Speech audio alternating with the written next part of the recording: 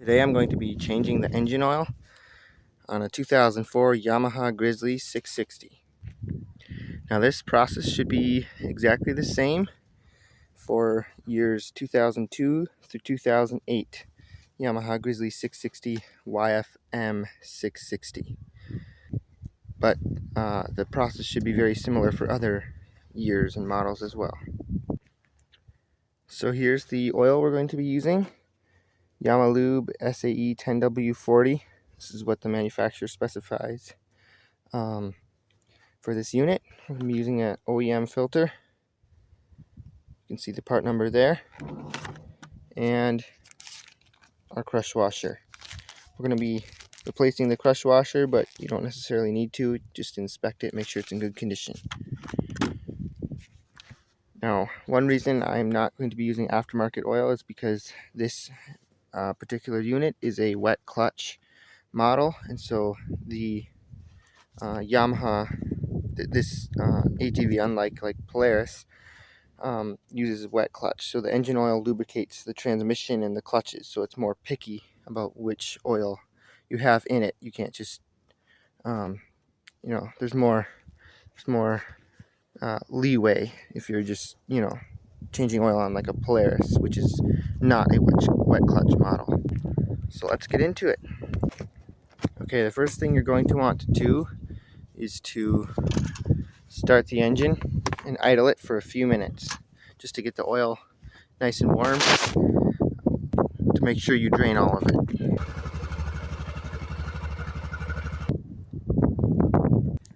Okay, so now that we're parked on a level surface, the engine's been warmed up, we're going to start removing the seat and the panels necessary to gain access to the oil filter and fill port. I'm going to remove the seat. There's just a lever on the back you pull up. Comes right out. Next, we're going to remove this panel right here. To do that, you grab right here.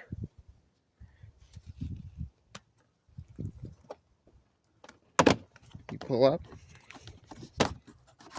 and just wiggle it out. Next, we're going to want to remove these 10mm bolts around here to get better access to the fill port and also the oil filter.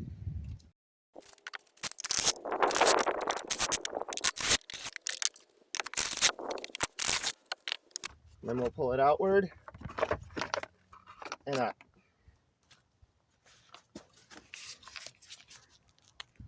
Next, we're just going to wipe down these areas just to get them clean so we don't have dirt falling in the engine.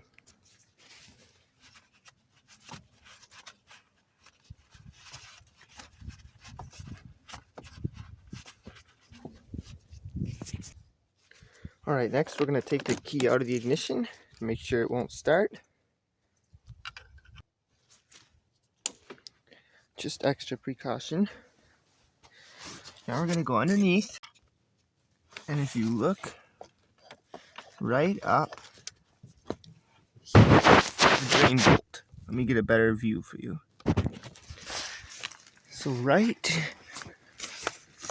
there, that large hole is where the drain bolt is located, right up under there. Now that's a 17mm, and you're going to want a suitable container that can hold over 2 quarts. Alright, now this is flat out going to be messy, most likely, so I'd recommend you have plenty of towels, plenty of cardboard underneath, and maybe even a good absorbent rag like this one. Alright, now I'm going to do my best to catch this on camera, but it's kind of hard. First we're going to break it loose.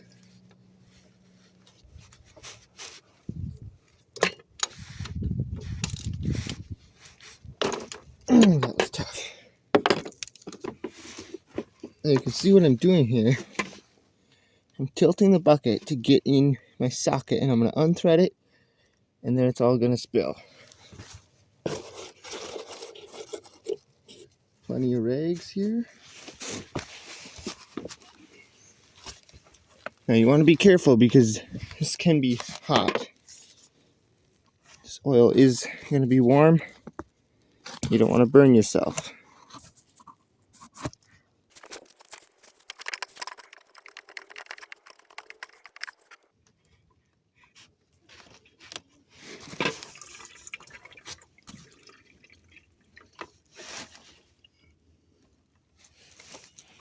Not bad. Not bad. Okay, it's leaking a little bit there. A little bit there. Now that I've got that started, I'm going to unthread the drain or the dipstick. I highly doubt that was 2 quarts that came out. I'm certain that wasn't.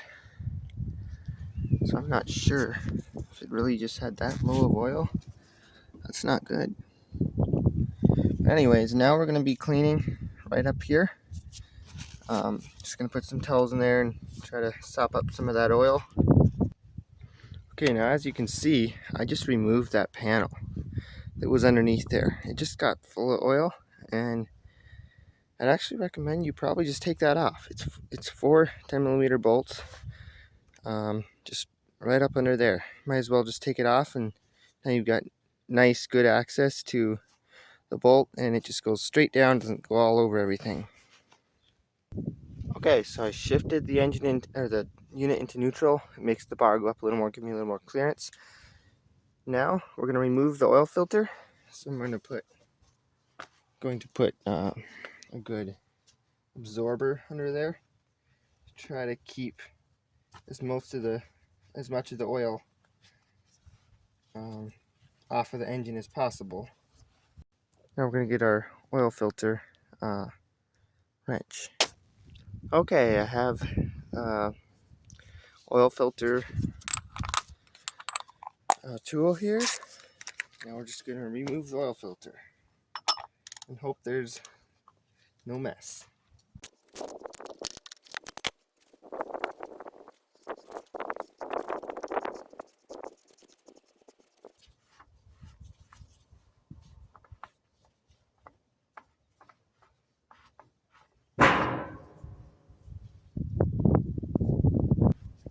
Not bad. Almost nothing. That was pleasantly surprising.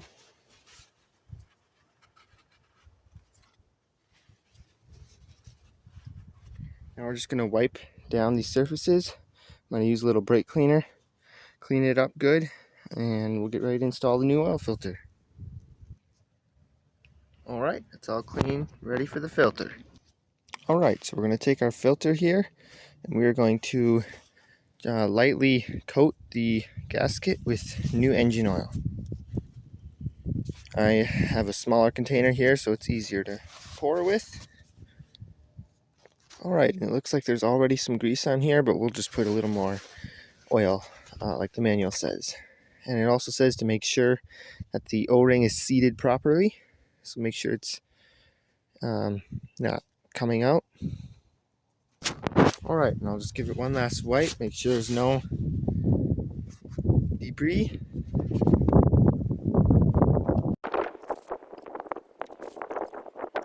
Feels good, let's install the filter.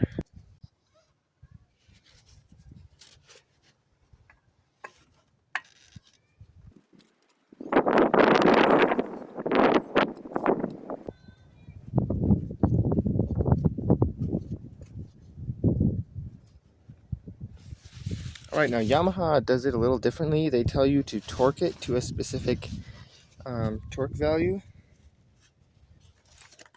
So we're going to take our oil filter tool here, get it on a torque wrench, and torque it to 12 foot-pounds.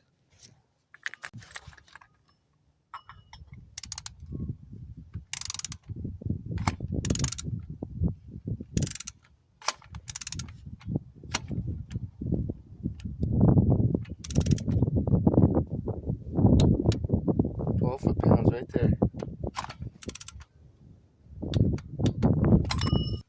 Alright, now it's time to move out some of this mess and inspect the crush washer.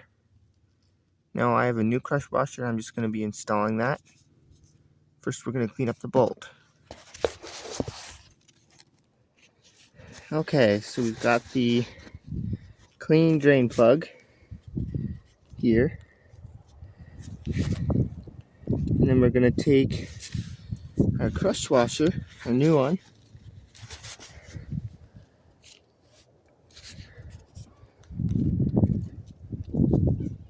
like that. So like that. Put it on. Now we're going to clean the surface up there and install it.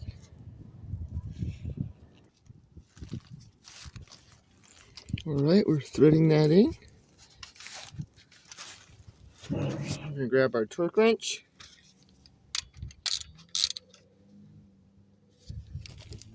Set at 22 foot-pounds. Is the spec, 22 foot-pounds.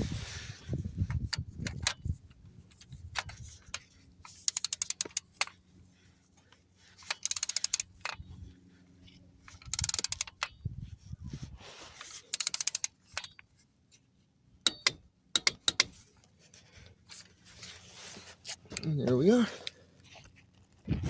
Okay, now I just cleaned up a little bit under there. We're going to clean up the shield here. And then we're going to fill up the crankcase with oil and test run it, look for leaks, check for leaks, and then we'll put on the panel underneath. Okay, so here is the Yamaha recommendation. You can see Yamalube 4 10W30. But I think since then they've come out with 10W40 or changed their recommendation to 10W40. So, and there's the specified capacities, 2.11, because we're changing the cartridge. So let's go fill it up.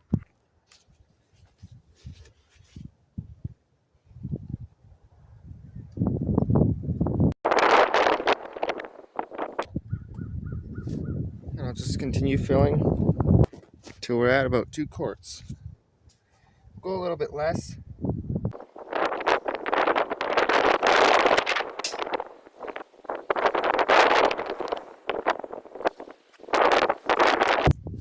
Alright, we have about 1 3/4 quarts, a little less in there. I'm just gonna clean up the dipstick and check it.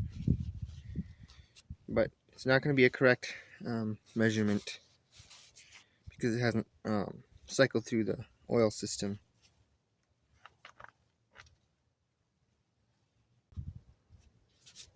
Obviously it's low, as it should be, so I'm going to add a little more. Alright, so we have about 2 quarts, a little over 2 quarts in here, which is close to the spec.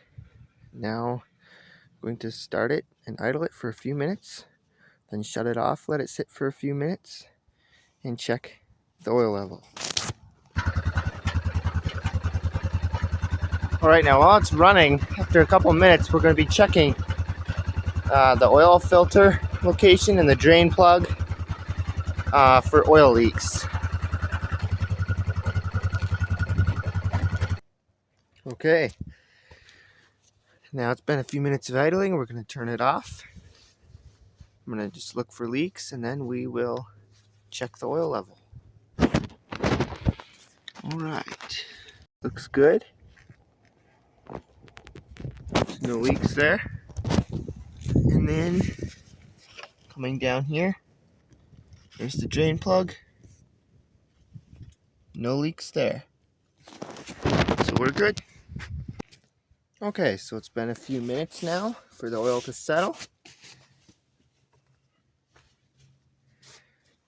So first you idle it for a few minutes to get the oil circulated. Then you let it sit for a few minutes to settle.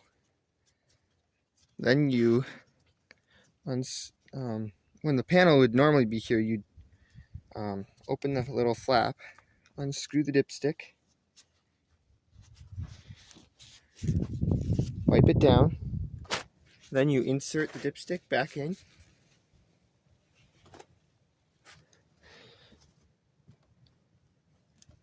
And you do not screw it in. This is very key. I've seen some people that mess up with that. On this Kawasaki, on this Yamaha, and on Kawasaki, Hondas, mostly the Japanese brands, I see you're not supposed to. I don't know if it's like a general across all equipment from Japanese, but I have seen it's more often than not you don't screw it in. So, and that's specifically in the manual. It says do not screw it in. So you just set it on the threads like that, pull it out, and inspect your level. Get the camera to focus. As you can see, the level needs to be between right here and right there. That's the max, and that's the minimum, and it's right there in the middle, so we're good. If it doesn't show up on the dipstick, you need to add some more to get it in this safe range right here. So you can see right there, that's the level that we're at, which is right in the safe mark, so we're good to go. But make sure it's in that range right there.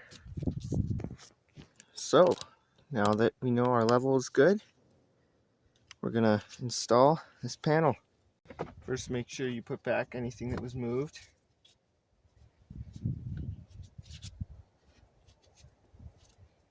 That's good.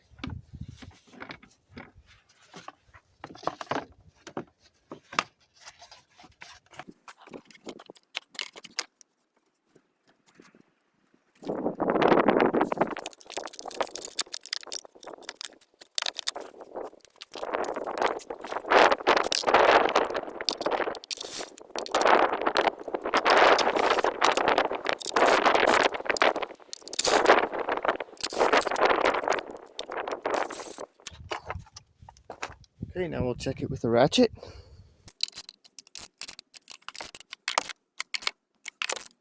We're good. Now let's put on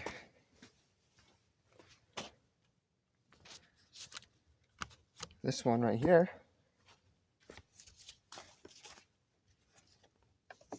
Let's go down. Make sure that right there goes in its spot. And we'll put this one in its slot.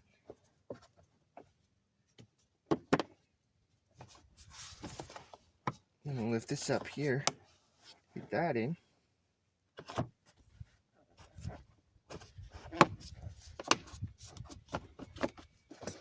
Like that. Now we'll reinstall the seat.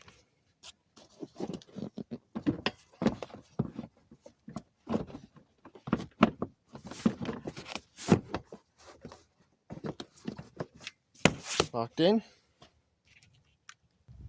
Alright, so make sure you check for leaks and make sure you check your oil level and it's good. And make sure you recycle your oil at a recycling center that takes oil. And also consider checking your rear differential and your final drive and your front differential fluids to make sure those are good too. And also keep in mind your coolant. And also make sure you put the panel underneath back on if you took it off. So that's all there is to changing the engine oil on the Yamaha Grizzly 660. Thanks for watching.